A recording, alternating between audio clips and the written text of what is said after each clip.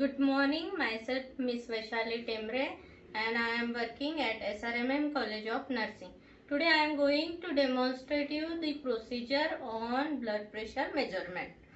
What is blood pressure? Blood pressure is the force exerted by the blood against the walls of the arteries. There are two types of blood pressure, that is systolic blood pressure and the diastolic blood pressure. Systolic blood pressure is the blood pressure which is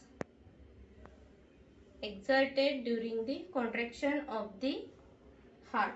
Means when the heart left ventricle contracts and it ejects the blood against aorta, that is the maximum pressure and it is called systolic blood pressure.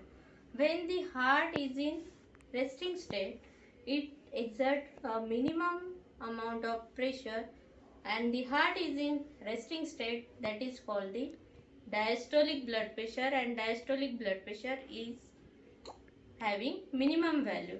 Systolic blood pressure 120 mm of Hg is counted as normal blood pressure and diastolic blood pressure 80 mm of Hg is the normal value of the diastolic blood pressure. So why we take the blood pressure? First and foremost, to know the baseline data of any patient. Whenever the patient comes to the hospital, we as a healthcare person, we would like to know the normal blood pressure or what is the condition of the status of the patient's blood pressure. For that, to know the baseline data, we measure the patient's blood pressure on admission or whenever he or she comes to OPD at that time, before doing any procedure, because we want to know the patient's blood pressure before the procedure and after the procedures. Then to know the response of the treatment. Whenever we are giving any treatment like antihypertensive or any treatment, fluid therapy, then we have to assess the response of that treatment, how the patient has responded to our treatment. For that purpose, we take the blood pressure, we measure the blood pressure. Then to evaluate certain conditions. All these are the indications or purpose of measuring the blood pressure. Where we cannot take the blood pressure. When there is a AV fistula, we have to take the blood pressure. On other hand, or if the patient is having any wound fracture or the IV fluid therapy is going on the same hand, then you have to select the other hand for measuring the blood pressure. Then you have to select the patient. Exact patient selection is necessary. Then after selecting the patient, you prepare the article. The articles which required for blood pressure monitoring. The most important equipment is the sphygmomanometer. This is the sphygmomanometer. This is having the cup, bulb. This is the bulb. This is the screw. This get tight on a, when you are moving it clockwise, it will become tight. When you move it anti-clockwise, it will become loose. These are the tubings. This is the cup, and inside this cup there is a bladder. This is the rubber bag, and this rubber bag is called the bladder, and this is velcro for securing the cup tightly.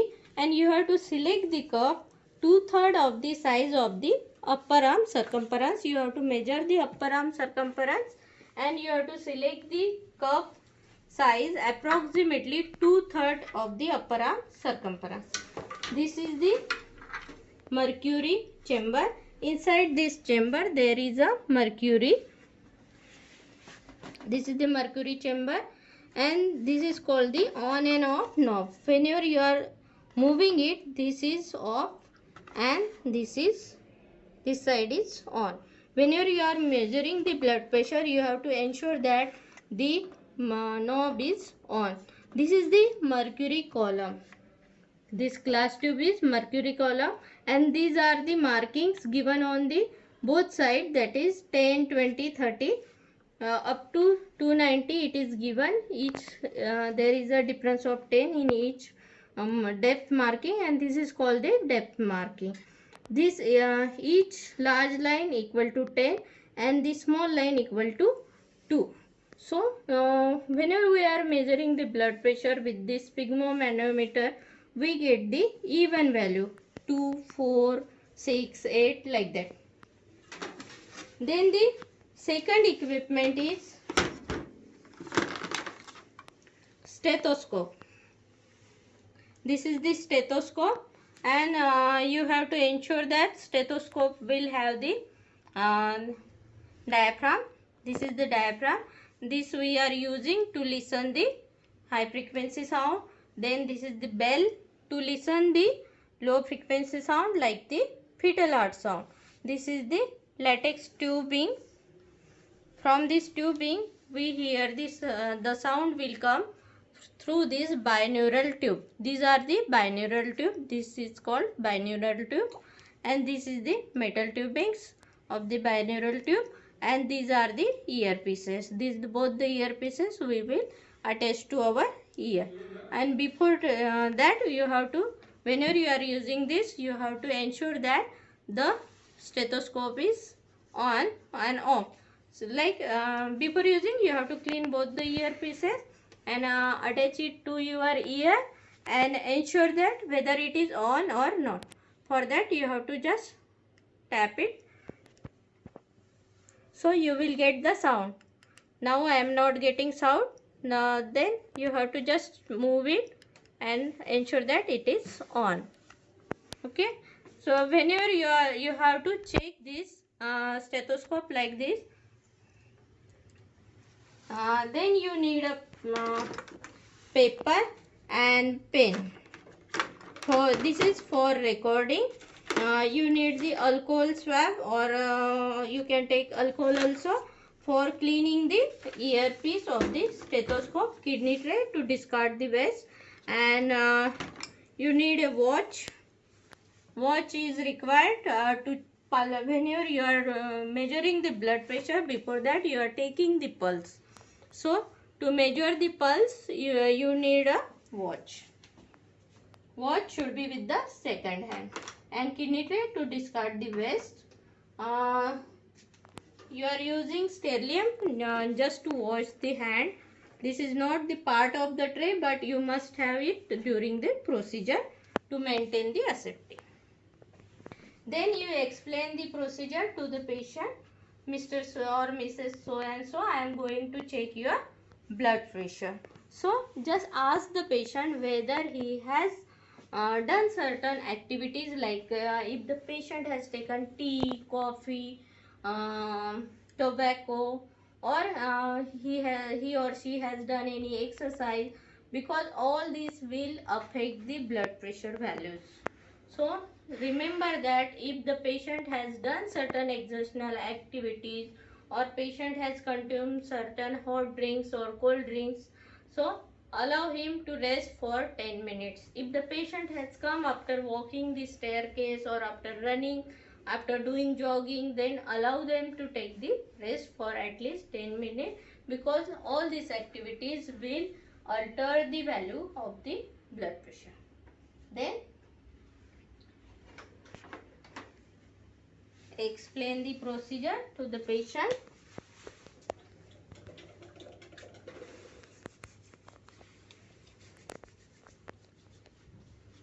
So Mr. So and so, I am going to take your blood pressure. So I will apply the cup on your hand, and you might feel that whenever I will inflate, you will feel compress and little numbness on your hand. So please cooperate during the procedure. This you have to explain it to the patient. Then you can check the pulse for 1 minute. You can check the brachial pulse or the radial pulse, any pulse.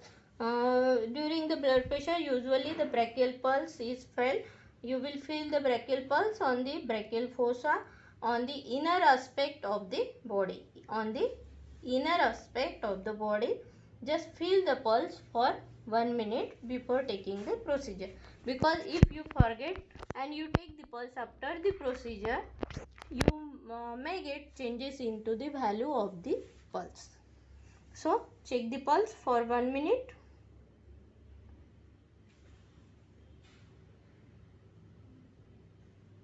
Then after checking the pulse,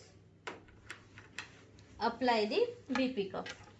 Whenever you are applying the BP cuff, ensure that your sphygmomanometer is at the heart level. Heart level means you have to draw the approximate line between the mid-axillary line and the fourth intercostal space, and this is counted as the level of the heart. That is called the phlebostatic axis. You can adjust your sphygmomanometer at the heart level or the level of the phlebostatic axis. Then apply the BP cuff. Whenever you are applying the BP cuff, you just apply it to feel the brachial pulse, and 2 inches above that point you have to apply the BP cuff, and ensure that the center of the bladder will cross the from the parallel to the brachial pulse, and apply the BP cuff. While applying the BP cuff, support the patient hand and apply the BP cuff. Ensure that the BP cuff is not so tight or it's not so loose. At least your 2 fingers should go in. It should not be too loose or too tight. If it is too loose or too tight, you will get the false reading. And second, both the tubing should not be twisted. It should be free. And the tubing should cross to the brachial pulse. Okay, it should be parallel to the brachial pulse.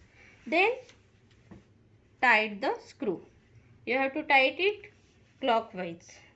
After that, making it tight screw, you have to hold the bulb of the BP cuff into the other hand. Then with the dominant hand you can palpate the pulse. Now you can take the blood pressure with the palpatory method. This is the palpatory method. When you use the stethoscope, then it will become the auscultatory method. So now I am taking the blood pressure with the palpatory method. For this you have to pump the, you will keep on pumping, and you will pump it up to the, feel that the brachial pulse is disappear. Above that point, 20 to 30 mm of Hg, above that you have to keep on pumping above that point. So suppose I am not feeling the pulse at 120, then I can keep on pumping up to 140 to 150. Then slowly I am going to release it. Then at the rate of 2 to 3 mm of Hg per second, I will release the mercury. So I am releasing it 2 to 3 mm of Hg per second.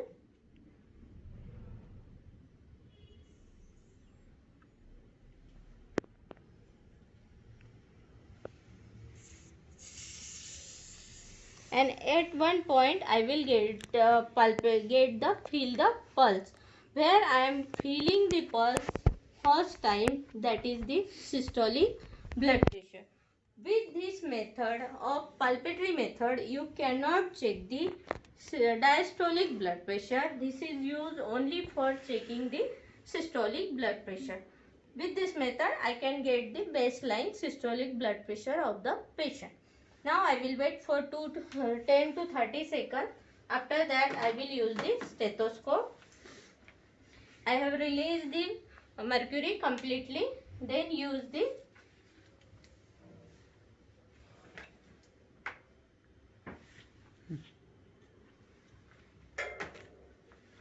and clean the diaphragm and earpiece. and apply the stethoscope.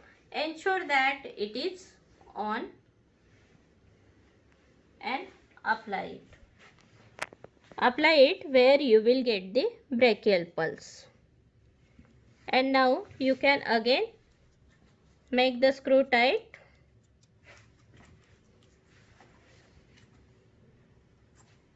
and inflate.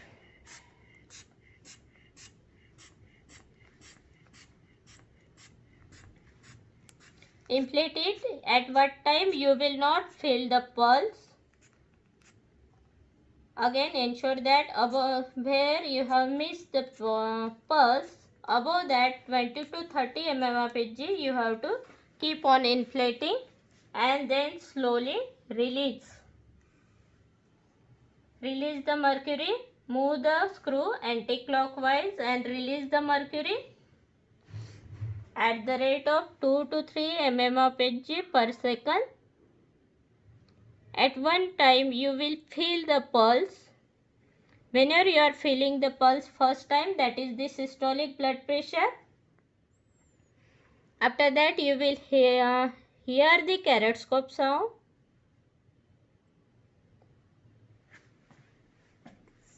And at one time you will not feel any sound. The point where you have missed or stopped to listen the any sound or feel the pulse, that disappearance of the sound is the diastolic blood pressure. This is the way you have to take the systolic blood pressure and the diastolic blood pressure. Systolic blood pressure is the blood pressure where you are feeling the pulse first time, you hear the sound of the pulse first time. In between this systolic and diastolic blood pressure, there will be muffled sound and that sound is called the carrot scope sound.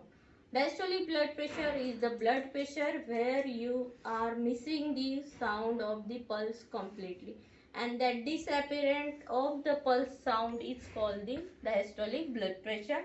After that you have to remove the cuff. If you are doubtful in the blood pressure or you miss the listening of the sound, then you can repeat the blood pressure on the second time. On the one hand, you cannot take the blood pressure more than three times at a time.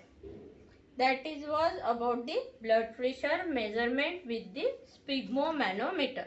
And the value of the blood pressure should be 120 by 80 mm of Hg is the normal blood pressure. If the blood pressure is more than 140 by 90, means 140 mm of Hg systolic and 90 mm of Hg diastolic, is called as hypertension.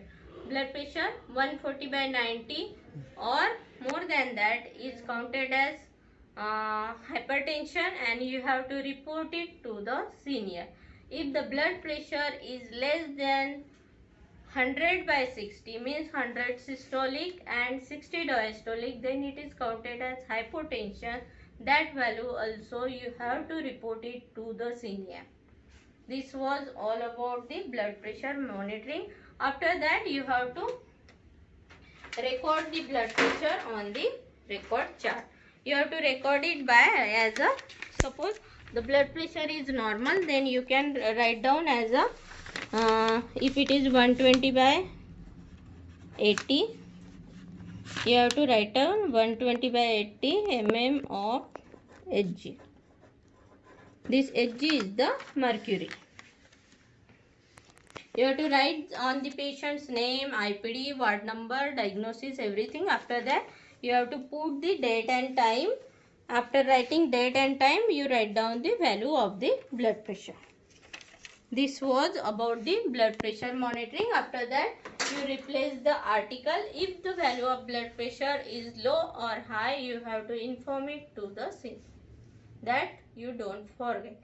So this was all about the blood pressure monitoring by the sphygmomanometer. The drawbacks of the sphygmomanometer is, major drawback is it is having the mercury. Mercury has got certain drawback. So nowadays there is a different method or different blood pressure monitors are used, and that are without the mercury. Then in a few times I will demonstrate that. So this was all about the blood pressure monitoring with the sphygmomanometer. While replacing the sphygmomanometer, you have to ensure that you will keep the tubings inside this, and you have to keep this tubing inside the kit, and of the mercury chamber, you have to off it so that the mercury should not come out. Then keep the bulb. Okay, then you can keep everything inside, and this click sound will ensure that it is locked. And always hold the mercury sphygmomanometer like this in parallel. All about the blood pressure monitoring by this sphygmomanometer. I hope you understood this. Thank you.